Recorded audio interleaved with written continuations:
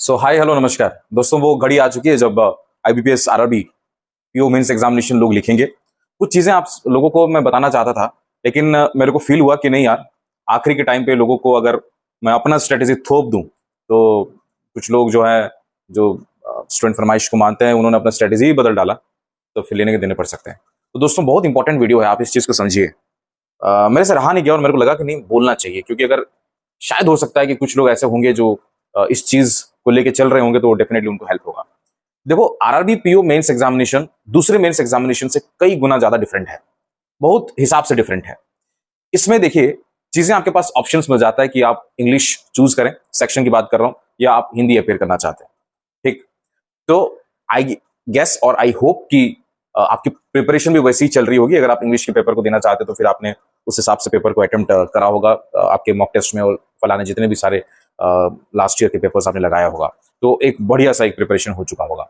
लेकिन एक और डिफरेंस जो इस एग्जामिनेशन को बनाता है बाकी सारे मेंस एग्जामिनेशन से, वो ये है दोस्तों कि इसमें कंपोजिट टाइमिंग है।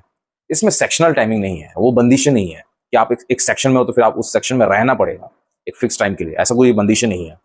तो यहाँ पे टाइम मैनेजमेंट बहुत इंपॉर्टेंट हो जाता है। और किसी ने क्या खूब कहा था कि टाइम मैनेजमेंट होता क्या है। टाइम मैनेजमेंट यही होता है दोस्तों कि आपने अननेसेसरी चीजों को आपने अवॉइड करा, ऑटोमेटिक जो चीजें हैं आपकी मैनेजमेंट हो जाती है। ठीक है, सबसे पहला चीज यही है। मैं अगर आपकी जगह पे होता तो मैं ये कोशिश करता कि राइट फ्रॉम द टाइम जब मैं एग्जामिनेशन को स्टार्ट कर रहा हूं, मेरा कॉन्फिडेंस जो है वो गिरना नहीं चाहिए।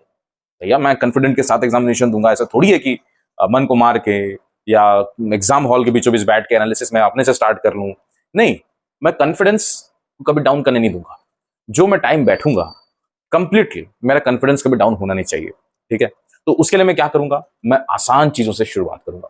अब पहले से ही अपने आप को चैलेंज दे दोगे, पहले से आप अपने आप को टफ वाला इस सेक्शन को पकड़ लोगे, तो गिरना ही तो है कॉन्फिडेंस। ठीक है, तो आपको भी पता है आरआरबी पीओ मेंस है। मेंस मतलब कठिन तो होगा ही, और कठिन यानी रीजनिंग या मैथ्स, दोनों में से कोई एक तो कठिन बनाएगा ही बनाएगा। ये आंख बंद करके आप गैस कर सकते हैं दोस्तों कि रीजनिंग या तो मैथ्स टफ होगा ही होगा। राइट, कभी कभी जीके भी टफ आ जाता है, लेकिन जो रीजनिंग और मैथ्स की बात करूं उसमें से कोई सेक्शन तो टफ आना ही है। तो व्हाई नॉट यार, हम कंप्यूटर से क्यों शुरुआत ना करें। आई होप कि मेरा जो पीडीएफ उसको लोगों ने पढ़ा होगा, तो डेफिनेटली वो हेल्प करेगा। मैं ईश्वर से प्रार्थना करूंगा। लेकिन कंप्यूटर से शुरुआत करेंगे तो आपको एक फ्लो बनेगा, लगेगा कि आप छोटे से स्पैन ऑफ टाइम में आपने बहुत सारे क्वेश्चंस को बना दिया। हालांकि उसका वेटेज वो अलग प्रकार का है कंप्यूटर का, 40 क्वेश्चंस में आपको 20 मार्क्स मिलता है, लेकिन कॉन्फिडेंस को वो डाउन कभी नहीं करेगा। तो अराउंड अराउंड मेरे को लगता है 10 से 12 मिनट के अंदर आपका कंप्यूटर खत्म हो जाएगा। जब ये कंप्यूटर खत्म हो जाएगा, आप स्विच करिए, आप चले जाइए जीके पे। जीके पे जो बनेगा अच्छी बात है, नहीं बनेगा छोड़ दीजिए आप। फिर आप जाइए इंग्लिश पे। ठीक है, या तो फिर अगर आप हिंदी ऑप्ट कर रहे हैं, या कोई मतलब आपको लगता है कि नहीं जो आपका सेक्शन है वो इंग्लिश या तो हिंदी, तो फिर उस हिसाब से आप उसको अपेयर करिए। और उसके बाद या तो देखिए कि या रीजनिंग टफ आया है या मैथ्स टफ आया है। जो टफ आया है उसको ना कर लीजिए थोड़ा सा, आप टाइम निकाल के, जैसे होता है ना कि चलो यहाँ से थोड़ा बना लूं, वहां से थोड़ा बना लूं, इस तरीके से स्विच करते रहिएगा। एक सेक्शन पे टिके मत रहिएगा, क्योंकि अगर आप फंस गए तो लेट्स से कि पहले घंटे में आपने 50-60 क्वेश्चंस बनाया है, राइट, तो द नेक्स्ट हाफ आपको पता चलेगा कि भैया 30 मिनट में मेरे से तो बस 5 क्वेश्चन से 10 क्वेश्चन से बने हैं, क्योंकि वो सेक्शन ही टफ है।